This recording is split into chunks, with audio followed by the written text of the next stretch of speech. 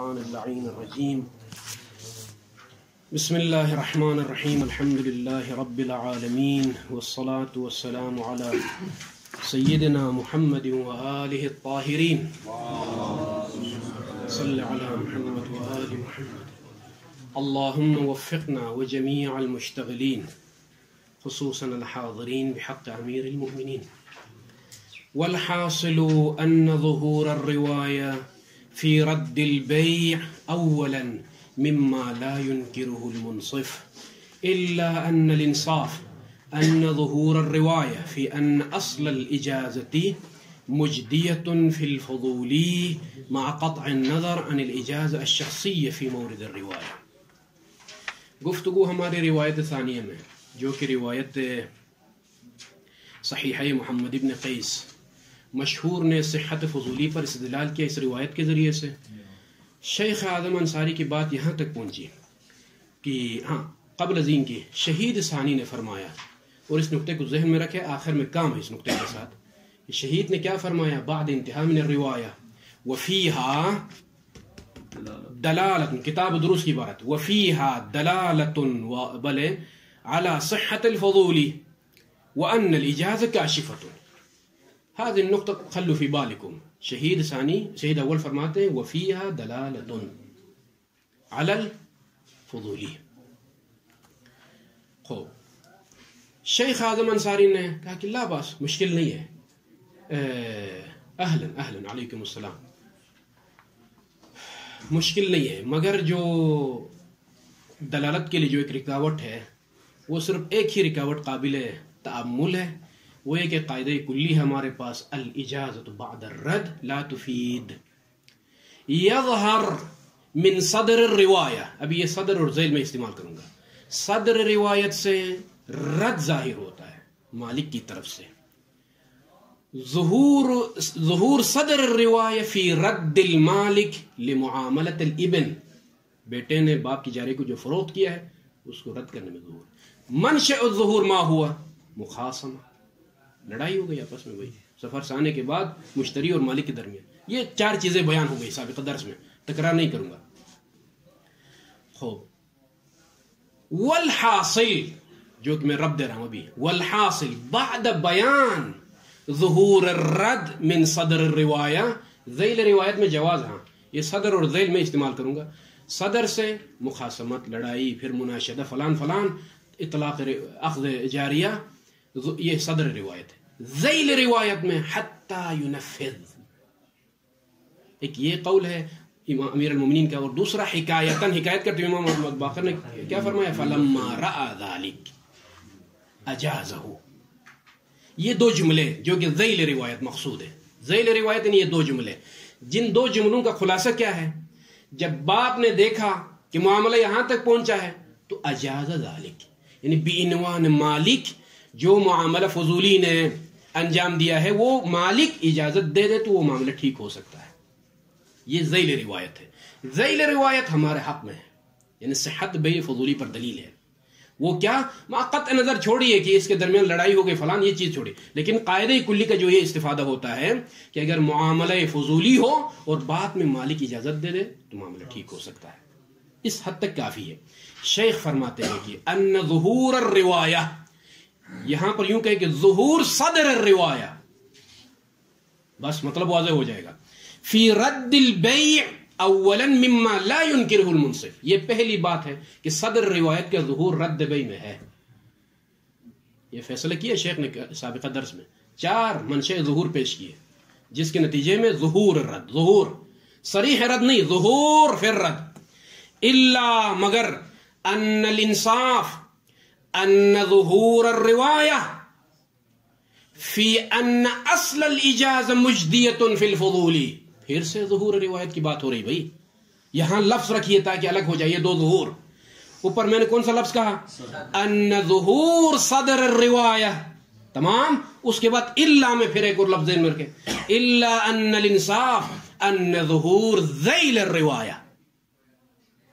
ہاں شیخی، ان ظہور ذیل الروایہ، ذیل روایت کا ظہور کس میں ہے؟ فی ان اصل الاجازہ. چھوڑیے معاملے محمد ابن قیس بلے مولا اور عبد یہاں پر جو مشتری کے درمیان جو اختلاف ہوا ہے، قضیہ شخصی جو لڑائی اور اختلاف چھوڑیے اس کو، لیکن ذیل روایت سے فلما رأى ذلك اجاز، ایک جملہ امام محمد باقر کا حکایتاً، اور امیر المومنین نے جو حیلہ سکھایا تھا حتی ینفذ لک، بیٹے کو اخذ کرو یہاں تک کہ وہ اجازت دے دے، حیلہ شرعی، یہ ذیل روایت سے کیا استفادہ ہوتا ہے؟ اصل اجازہ مجدیہ فی الفضولی، اجازت دینا مجدی ہے فضولی میں، یعنی کیا مطلب؟ عقد فضولی کو ٹھیک کرنے کے لیے اجازت درست ہے، اجازت کے ذریعے سے معاملہ ٹھیک ہو سکتا ہے. مع قطع النظر عن الاجازہ الشخصیہ فی مورد الروایہ، مورد روایت میں جو اجازت شخصی ہے اس سے قطع نظر، اس لیے کہ شیخ انصاری اس نتیجے تک پہنچے کہ مورد روایت میں جو اجازت صادر ہوا وہ رد کے بعد آیا ہے. رد کے بعد جو اجازت ہے مورد روایت میں، جو میرے نزدیک، ہاں شیخ انصاری کی میری رائے کے مطابق ظہور صدر روایت چونکہ رد میں ہے اور اس کے بعد اجازت، اس سے قطع نظر اصل قاعدہ کلی کی طرف دیکھے کہ جو اجازت معاملہ فضولی کے بعد آ جائے مجدیت. اما شخص قضیہ جو بین العبد بین الجاریہ بین هذا المشتری و بین المولا، اس قضیے سے قطع نظر. کہتے ہیں کہ ان اصل الاجازہ مجدیہ فی الفضولی، یہ قضیہ غیر قابل للانکار، یہ مربوط ہے مطلب یہاں تک ان اصل الاجازہ مجدیۃ فی الفضولی، یہ مطلب غیر قابل للانکار. دو چیزوں کا آپ انکار نہیں کر سکتے بھائی. پہلی چیز کیا بیان ہو گئی؟ صدر روایت کا ظہور رد میں ہے، لا یمکن الانکار. منصف شیخ کہتے ہیں کہ انصاف کرنے والا اس سے انکار نہیں کرے گا. اور دوسری بات، ذیل روایت سے یہ اندازہ ہوتا ہے کہ الاجازت بعد معاملۃ الفضولی مجدیہ، یعنی مجدیہ یعنی شنو؟ تصحح معاملۃ الفضولی، معاملہ فضولی کو صحیح قرار دیتا ہے. یہ بین قوسین کہا کہ چھوڑیے وہ جو رد کے بعد مسئلہ آیا ہے وہ قضیہ شخصی ہے. اچھا اس کے بعد جب ایسا ہے فلا بد من تأویل ذلك الظاہر، یہ جو ظاہر ہے، کون سا ظاہر؟ صدر روایت کا ظہور جو رد میں ہے اور رد کے بعد اجازت کی بات آ رہی ہے، اس ظہور صدر روایت کو تعویل کرنا ضروری ہے. کیوں ضروری ہے بھائی؟ لقیام القرینہ، قرینہ قائم ہو. کون سا قرینہ؟ وہی الاجماع، اجماع کس بات پر؟ لقیام القرینہ علی اشتراط الاجازہ بعدم سبق الرد. اتفاق العلماء و اجماع العلماء ان الاجازہ بعد الرد لا تفید. اب آ جائیں اس قضیہ شخصی کی طرف، جب ہم دیکھتے ہیں تو یہاں پر ظہور صدر روایت رد میں ہے، اس کے بعد اجازت کی، فلا بد تعویل هذا الروایہ او تطرح. خلاص اس نتیجے تک پہنچ گئے شیخ. اب آ جائیں والحاصل، اب تعویل سکھائیں ہمیں کس طرح سے تعویل کریں اس ظہور سے تاکہ اس مشکل سے ہم نکل جائیں. کہتے ہیں کہ ان مناط الاستدلال، دو صورتیں ہو سکتی ہیں آپ کے پاس روایت میں. شیخ ابھی نتیجہ دیں گے آخر میں، یہ روایت مقبول ہے یا نہیں. شیخ انصاری آخر میں نتیجہ ہاتھ میں آ جائے تو آپ سمجھ گئے کہ روایت کا شیخ کس نگاہ سے دیکھتے ہیں. اگر نتیجہ نہ نکال سکے تو اس کا مطلب ہے کہ مطلب مبہم ہے ابھی تک. شیخ انصاری کہاں تک لے کر جانا چاہتے؟ کہتے کہ اس روایت میں دو لحاظ سے دیکھا جائے. روایت محمد ابن قیس میں اگر قضیہ شخصی کی طرف آپ کی نگاہ ہو تو مشکل ہے. دوسرا الفاظ میں صدر روایت ملا کے استدلال قرار دے دیں تو مشکل ہے. اما ذیل روایت کو اخذ کریں تو مشکل نہیں ہے، مسئلہ حل ہوگا. فضولی کے لیے یہ روایت دلیل بن سکتی ہے. وہ کیسے؟ اب آ جائے. ان مناط الاستدلال، ملاک الاستدلال، معیار الاستدلال، لو كان نفس القضية الشخصية، كان کی ضمیر، لو كان المناط نفس القضية الشخصية من جهة اشتمال هذه القضية الشخصية على تصحيح بيع الفضول بالإجازة كان ظهورها في كون الإجازة الشخصية في تلك القضية مسبوقة بالرد مانعا عن الاستدلال بها. بات واضح ہو رہی ہے؟ اگر ملاک اور معیار استدلال کے لیے، استدلال على صحة الفضولی بشکل عام، اس مورد میں نہیں، اگر آپ کا ملاک صحت فضولی بما هو الفضولی، چاہے یہ مورد ہو یا موارد دیگر ہو، اس میں اگر ملاک آپ کا قضیہ شخصیہ ہو، یہ والا قضیہ، یعنی قضیہ شخصی سے کیا مراد؟ من جہت اشتمالها على تصحیح بیع الفضول بالاجازہ، اور وہ بھی رد کے بعد دوبارہ بناء علی قاعدت، کیونکہ کیوں میں دیگر ابواب میں استدلال کرنا چاہتا ہوں اس روایت کے ذریعے سے، بناء علی قاعدت اشتراک جمیع القضایا المتحدہ نوعا فی الحکم الشرعی. بھئی جب یہ فضولی ہے اور یہاں پر اس قضیے کو ہم نے درست قرار دے دیا اجازت کے ذریعے سے، تو جو بھی جہاں بھی فضولی کی صورت ہو اس کو ہم قیاس کریں گے، روایت محمد ابن قیس کہیں گے. یہ ہے فضولی بما هو الفضولی عام. اس قضیہ شخصیہ کو آپ ملاک قرار دے کر دیگر موارد فضولی جو کہ یہ مورد ہو یا موارد دیگر ہو، اگر یہ مراد ہو تو کان ظہور الروایہ فی کون الاجازہ الشخصیہ فی تلک القضیہ، قضیت بلے صحیحہ محمد ابن قیس میں جو قضیہ ہے، جو کہ کیا ہے وہ قضیہ فی تلک القضیہ کون الاجازہ الشخصیہ مسبوقتا بالرد، مسبوق بالرد یعنی رد پہلے سابق ہے بعد میں، یہ چیز مانعا، یہ مانع ہے، کان ظہورها مانعا، خبر اس طرح سے ہے کان ظہور روایت محمد ابن قیس مانعا عن الاستدلال بها بهذه الروایہ. مانے ہے، کیوں مانے ہے بھائی؟ کیونکہ قضیہ شخصی کی بات ہو رہی ہے وہاں پر، اور وہاں پر رد کے بعد اجازہ اور امام نے جو ہے کسی طریقے سے کسی ہیلے کے ذریعے سے ٹھیک کیا ہے. دیگر مواد میں آپ تجاوز نہیں کر سکتے. تعدی من المورد لا يمكن لك، قضیہ شخصیہ.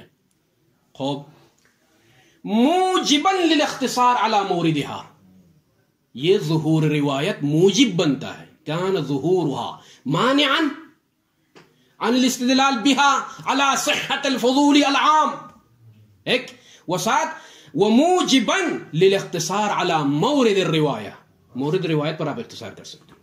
قضیہ شخصی امام نے اس مشکل کو حل کر دیا یہاں پر، لیکن دیگر موارد میں آپ قاعدہ کلی نہیں بنا سکتے. خوب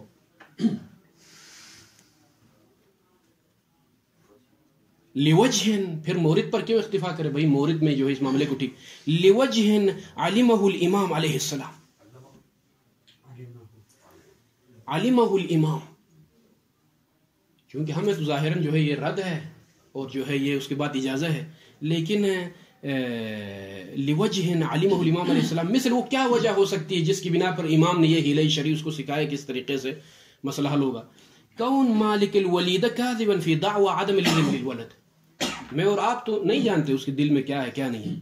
ممکن ہے امام کے پاس یہ علم ہو اور جو ہے اس کی کذب کے بارے میں کیا مشکل ہے، امام معصوم کو معلوم ہو کہ یہ جھوٹ بول رہا ہے، ظاہراً اگرچہ مدعی ہے وہ دعویٰ کر رہا ہے چیز کا، لیکن واقع میں وہ کاذب ہو.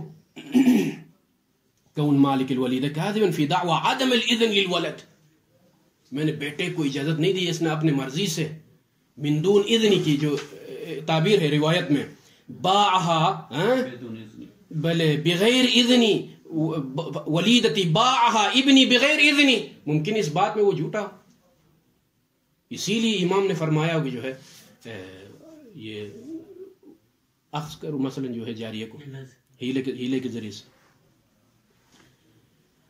خوب کاذبا فی دعوی عدم الاذن للولد فاحتال علیہ السلام حیلتا یصل بها بهذه الحیلہ الحق الى صاحبہ. ایک ہیلہ شرعی سکھایا، چونکہ واقع میں یہ جھوٹ بول رہا، اب سامنے انت کاذب کہنا تو مناسب نہیں ہے، تو ایک اور طریقے سے مسئلے کو حل کر دیا امام نے. خلاص لہذا اس قضیہ شخصیت سے ہم تجاوز نہیں کر سکتے ہیں.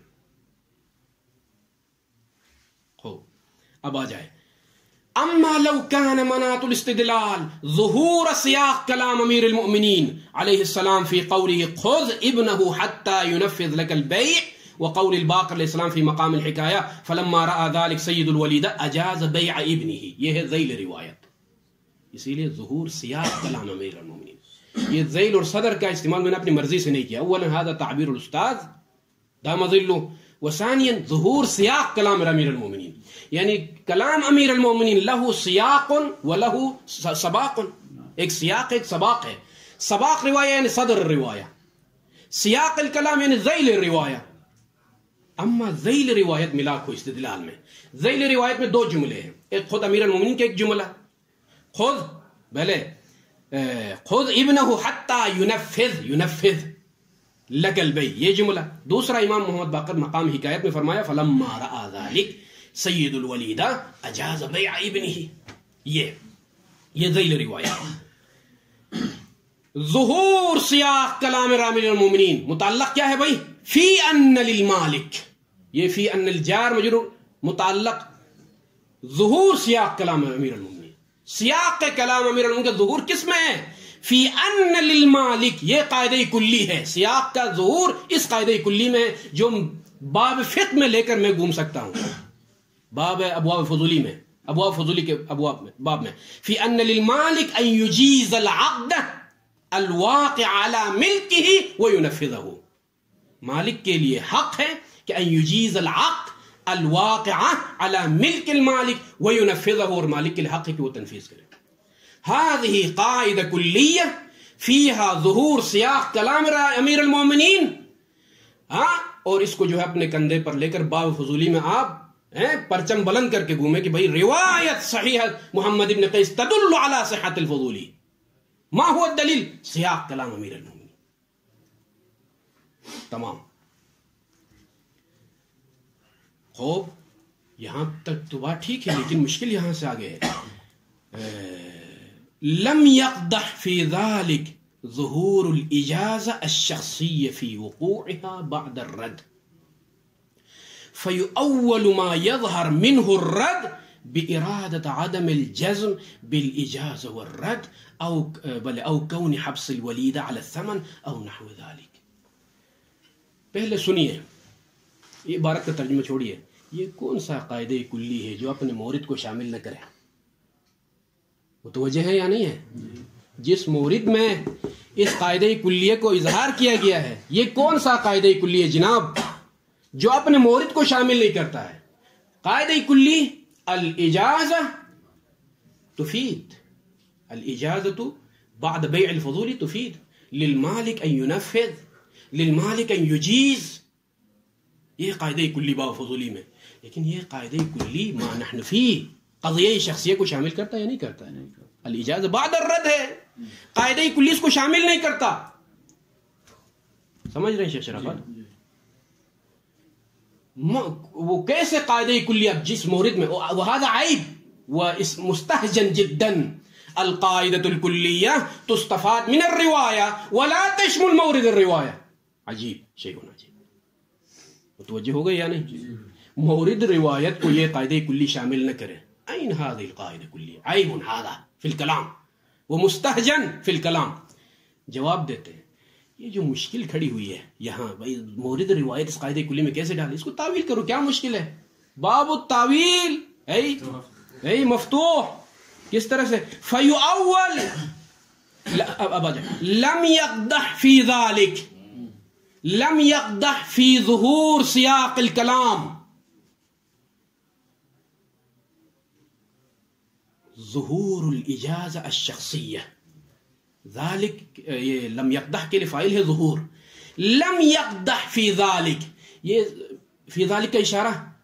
لم یقدح فی ظہور سیاق کلام امیر المؤمنین، اس ظہور میں قدح نہیں کر سکتا. کون سا ظہور؟ ظہور الاجازہ الشخصیہ فی وقوع الاجازہ بعد الرد. رد کے بعد جو اجازہ آیا ہے، یہ اس قاعدہ کلی جو کہ ظہور سیاق کلام اس میں قدح نہیں کر سکتا. لا یضر. میں اپنی عبارت میں اگر بیان کروں، ظہور صدر الروایہ فی الرد فی الاجازہ بعد الرد. صدر روایہ ظہور یہ ہے نا، ظہور صدر الروایہ فی الاجازہ بعد الرد لا یضر فی ذلک الظہور الذي هو ظہور سیاق کلام امیر المومنین فی ان للمالک ان یجیز العقد الذي وقع على مالی. بات واضح ہو گئی؟ بھلے. تو یہ صدر روایت والا ظہور ضرر نہیں ہے. اس ظہور کے لیے جو سیاق کلام سے ہم استفادہ کرتے ہیں جو کہ قاعدہ کلی ہے، الاجازت بعد المعاملہ تصحح المعاملہ، ويجوز للمالك ان ينفذ المعاملہ، يجوز للمالك ان يجيز المعاملہ. یہ قاعدہ کلی ہے بدون سبق رد. تو کیسے مضر نہیں ہے؟ کہتے ہیں کہ فیؤول तावील की जाएगी। माँ वो चीज यज़हर मिन्हु जिससे जाहिर होता। क्या जाहिर होता? अर्रद्दु, रद जहां से जाहिर होता उसको तावील कर दो। भाई कैसे तावील करें आप सिखाएं, क्योंकि आपने खुद साबित किया शेख अल अंसारी, आपने खुद कहा कि सदर रिवायत का ज़ुहूर रद में है, रद के बाद इजाज़त है, तो आप तावील सिखाएं ताकि इस मुश्किल से हम बच जाए। तो कहते ये क्यों तावील कर रहे मालूम है? ये नुक्ता मैंने जिक्र किया, वो कैसे कायदे कुल्ली होगा शेख अल अंसारी जो मोरिद रिवायत खुद मोरिद रिवायत को शामिल न करे, क्योंकि मोरिद रिवायत में इजाज़त बाद रद है, और इस कायदे कुल्ली में वो नहीं है कि अल इजाज़त बाद मुआमलत अल फुज़ूली तुसहिह अल मुआमला, यहां पर तो रद है। तो कैसे इस मोरिद रिवायत को शामिल करें? यू अव्वल कैसे तावील करें? मा यज़हर मिन्हु रद, जहां से रद जाहिर होता है उसको तावील करो। कैसे? बिइरादत अदमिल जज़्म बिल इजाज़त वर रद।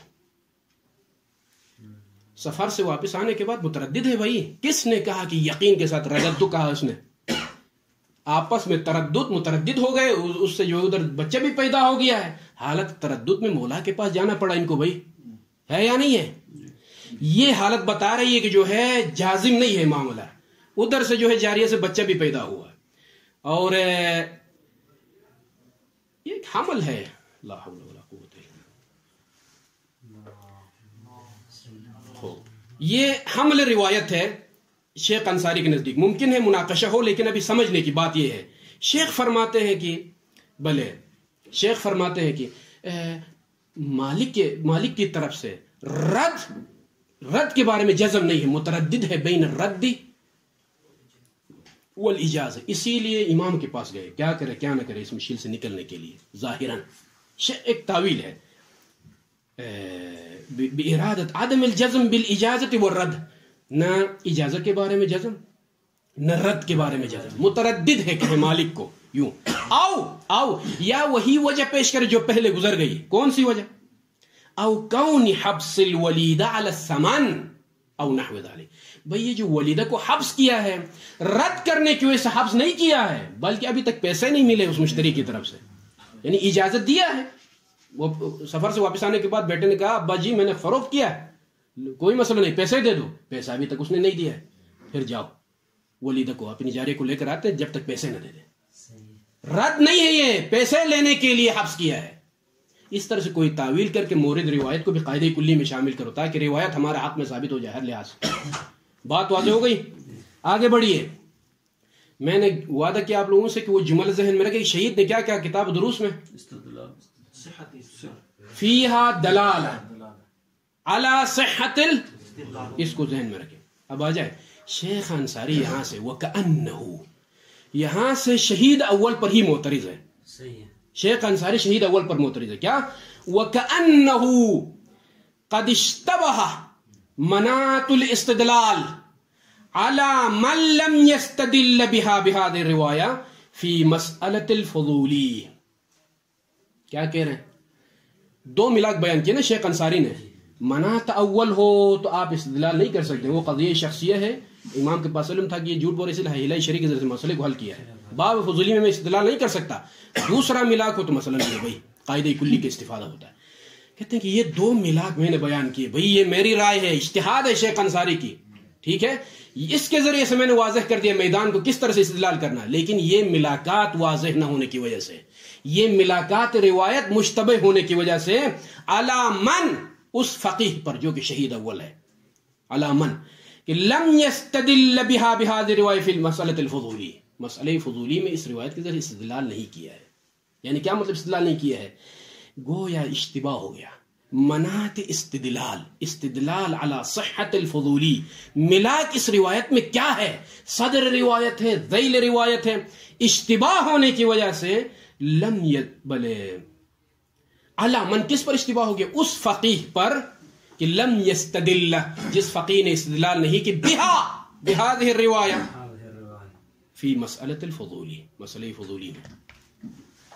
एक ये वजह हो सकती है शहीद अव्वल पर मिला के इस्तिदलाल मुश्तबह हो गया शेख अंसारी। दूसरी वजह औ यकून अलवज फिल इग़माद अनहा अन रिवाया, या शहीद अव्वल ने इस रिवायत से गद्द नजर किया बाब फुज़ूली में।